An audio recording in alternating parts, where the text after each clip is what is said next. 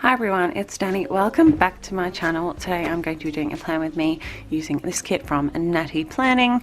It's her darkness kit. It's absolutely stunning. It's full of really dark florals, and I bought this kit back when I was planning in an A5 size and doing like no white space sticker spread. So it's a full kit. It's huge. It's got the deck covers, the glitter headers, everything.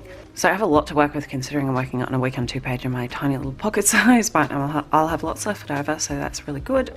Usually I'd pull in some Simply Gilded washi, but I think I might just try to use the washi that's in the kit. Excuse me, we shall see. This is all on matte vinyl, in case you're wondering. I think this kit is still in the shop. If it is, definitely check out Nati Planning anyway. They have beautiful sticker kits, and you can get 10% off with my code, which is Danni10.